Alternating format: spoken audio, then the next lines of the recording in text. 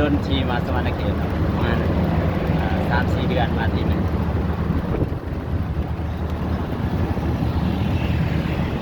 วันนี้ก็มากับน้องๆ3 คน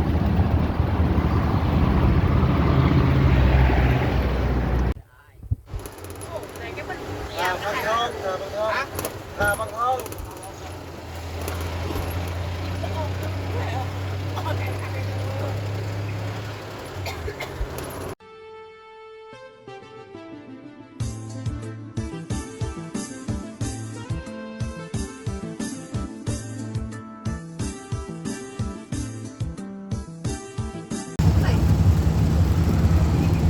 สบายดีท่านผู้ชมตอนนี้พาเลาะ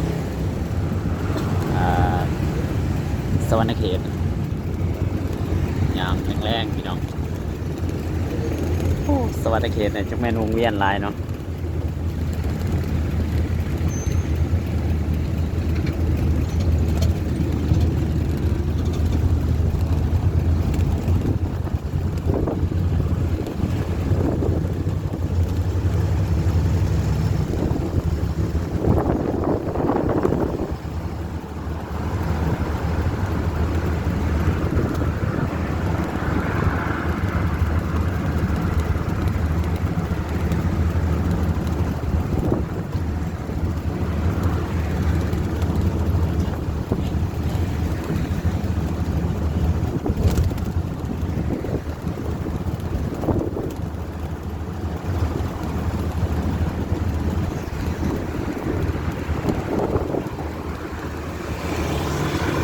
เดือนมีแต่งามๆหลังงามๆใหญ่ๆกำลังก่อสร้างบ่ทันแล้วก็มี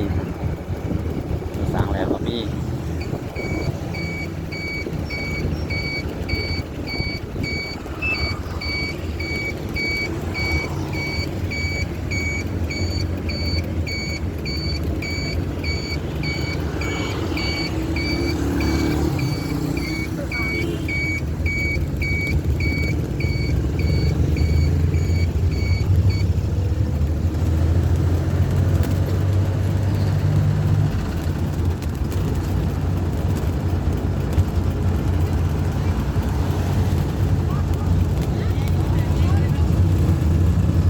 ตอนนี้มุ่งสู่วงเวียนอาเซียน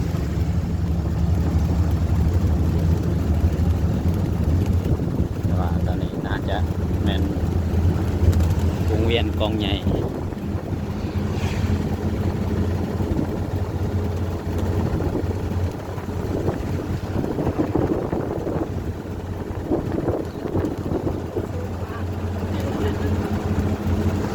คือว่าเลยเนาะวงเวียนหลายแห่ง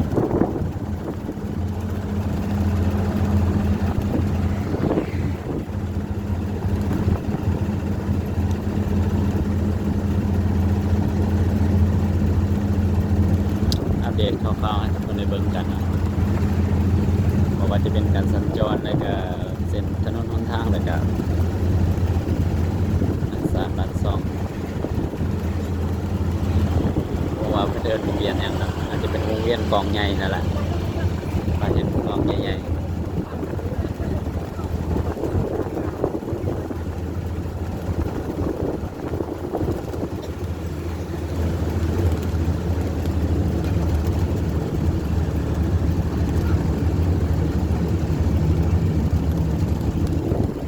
อาจจะแม่นเดินทางบนเดินเล่นเนาะเดินเล่นพักเล่นของวัยหนุ่มสาวหรือว่าผู้ที่มักออกกำลังกายเนาะมันจะมาย่างเล่นอยู่ตามนี้เนาะนี่คนออกกำลังกายเพราะว่าจะเป็นยิ่งชายเป็นได้ย่างตามสถานที่สาธารณะเนาะก็ได้มีการออกกำลังกายของวัยหนุ่มยิ่งสาวและก็ผู้ที่มักฮักในการออกกำลังกายเนาะ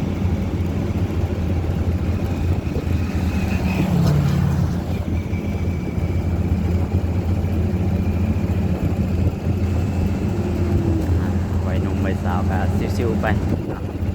จะมีการเดินเล่นเดินเหยียดเดินย่างไปสารพัดเนาะบางคนก็ถ่ายรูปถ่ายย่างไป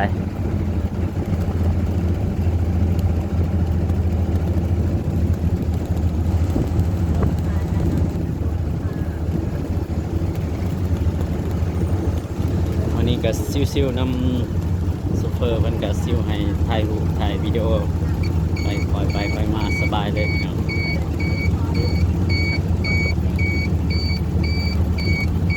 นี่ก็หอดวงเวียนอาเซียนเลยพี่น้องเนาะจะหอดวงเวียนอาเซียนก็จะเห็นทุ่งศาสตร์เพราะว่าจะเป็นกัมพูชากัมพูเชียหรือว่าเวียดนามบรูไนไทยแลนด์หลายๆประเทศเนาะเห็นทุ่งหลายๆประเทศ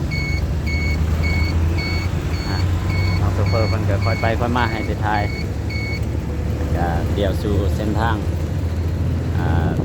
ไปสู่วงศูนย์แล้วว่าแถวห้องมอแขวงนะเส้นทางที่จะไปวงเวียนเข้าไปห้องมอแขวง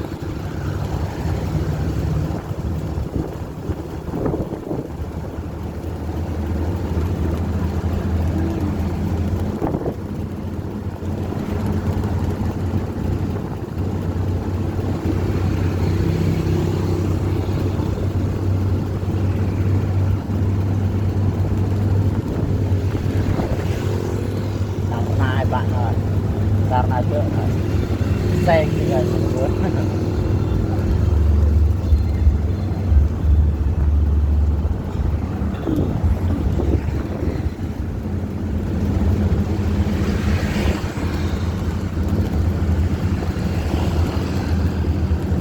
DHL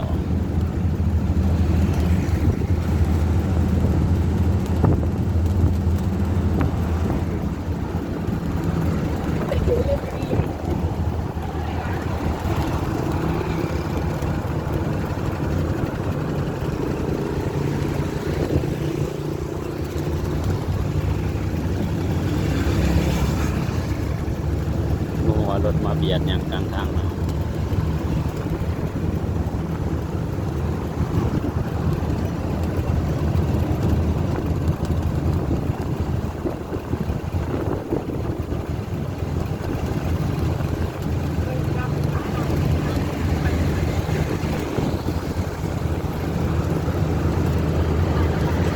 มันจะสั้นๆหน่อยน้องๆมื่อนี้ไม่ได้เอาไม้กันสั่นมาเพราะว่า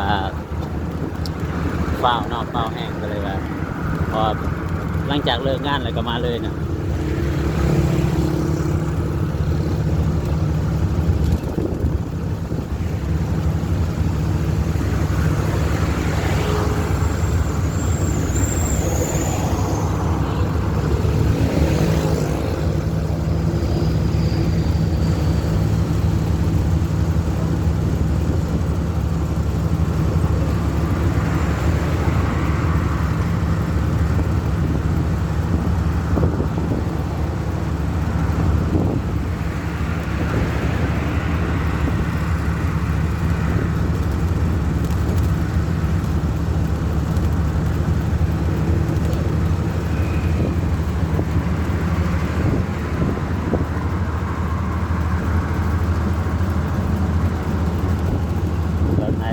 เจ้าเพื่อนน้ำตัวแล้วนะเจ้าเพื่อนนะเจ้าโตตัวไหนมาได้โตกลุ่มเลยมวยเลยได้ไหมปาร์ตี้เลยได้ถึงรถเลยนะมานั่งมานั่งอะไรนั่งมาตัวยืดมาเท่าไหร่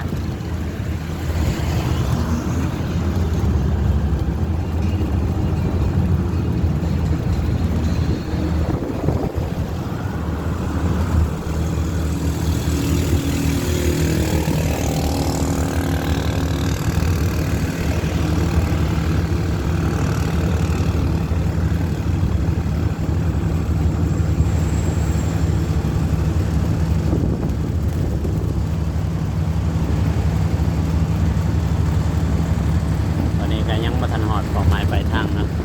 เป้าหมายเขาก็คือหาที่พักแถว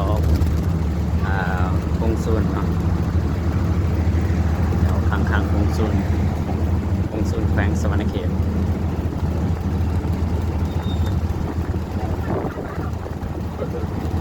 ร้านว่า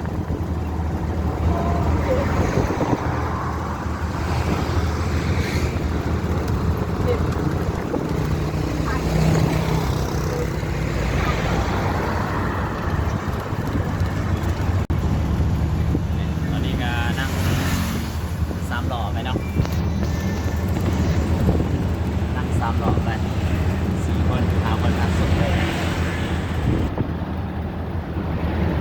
เดินทีมาสวรรณเขตครับประมาณ3-4 เดือนมาทีหนึง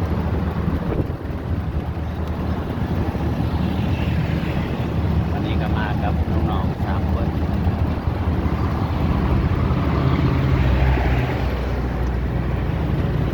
ทั้งซุปเปอร์กับพาร์ทซิวๆนะ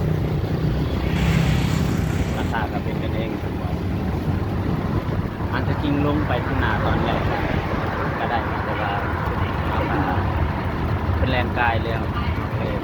ให้คนพาไปคิวเลยนะตอนนี้เขาจะลัดไปทำคิวเลยนะว่าเขาจะหาไปที่พักไปหาที่พักกันเรื่อยๆไปหอดทางที่มีเป็นลูกเป็นบอลแต่เป็นทางลัดนะเป็นทางบอล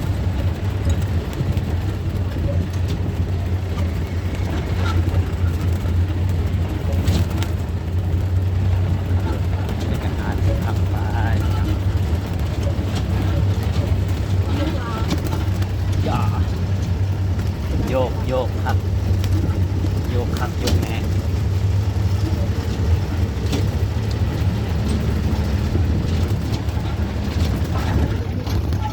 เสียงไงกุ้มเลยน้องครับ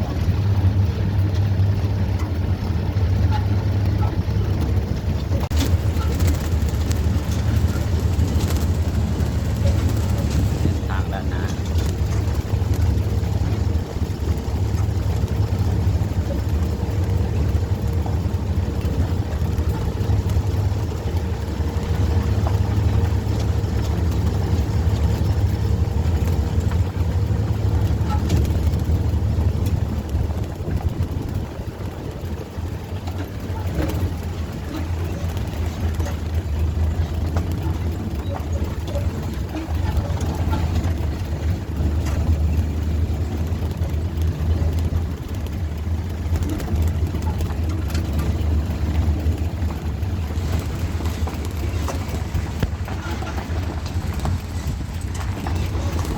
ทางเป็นคุม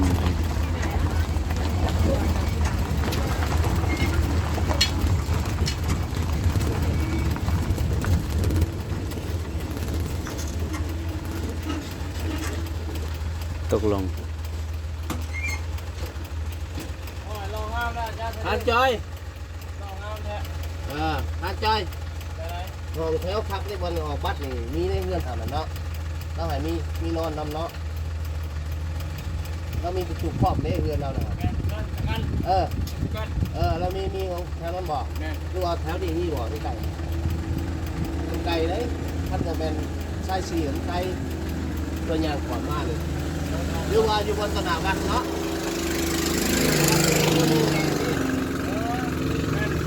โอเคไปทำต่อกันก่อน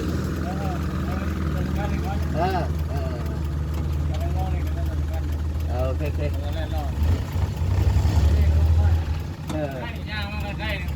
มันใกล้ๆนะผมหมายครับอันนี้ก็ใกล้เพื่อขวางทางมาแม่กูจะให้ยางไกลเลยใกล้โตกันนะเวลาเรามีของพักนะเอามันจะคือแง่หมดเลยนะแม่ทางก็ห้ามบอลราคามันถึงเนี่ยจังน้อยพอได้ถ้าคุณแง่รถยางเนี่ยซื้อไก่เราก็เลยหลักท้องใจว่าหลักบ้านก่อนถ้ามาทางดีมาคุณไปเลยที่คนที่มาผิดนี่พอเราบ้าน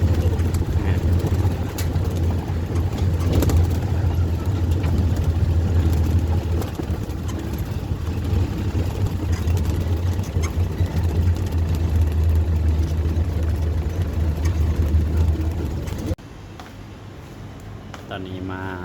เลาะจิฟฟี่นะจิฟฟี่อะไรหาดนั่นนะอยู่ที่ปตทนะเป็นหาดอยู่ปั๊มมาซื้อของกินมาซื้อจำพวกผัดกะเพราอะไรกับมาเว็บซื้อผัดกะเพราแล้วก็ซีได้ออกกลับไปเพราะว่ามันบ่มีของกินของอยากเลยเด้ซีได้กลับไป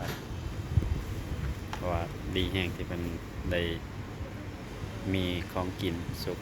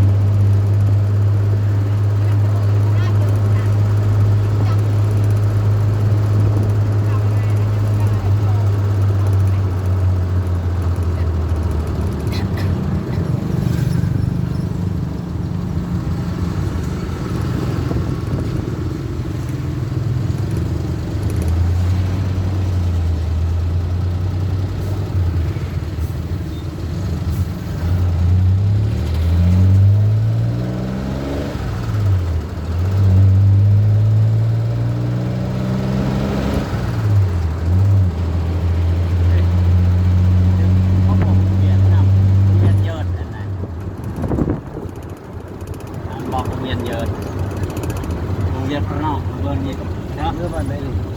ฮะ เมื่อวันไหน สิเมื่อทาบังทองคงมังกับกวางคือกันบ่โอ้ยทายเจ้าหน้าที่เพิ่นสิหาย บางทองบางทอง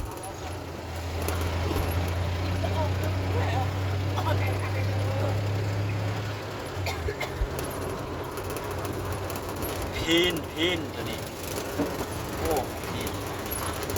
ไปมาไว้อยืนล็อกเลย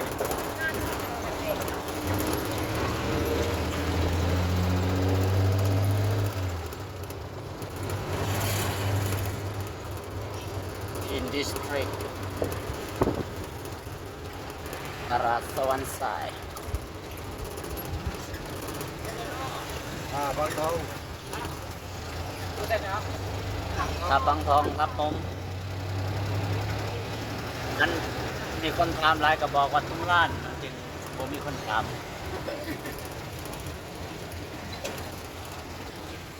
พี่น้องเอ้ยเอาชิ้นเล็กชิ้นโตเด้อนี่เด้อพันไทยหรือว่าพันหัวหรือว่า มาแต่ ชิ้นล่างเจ้าน่ะเอาเป็นยังคือบ่ได้นี่ใช่ละเรา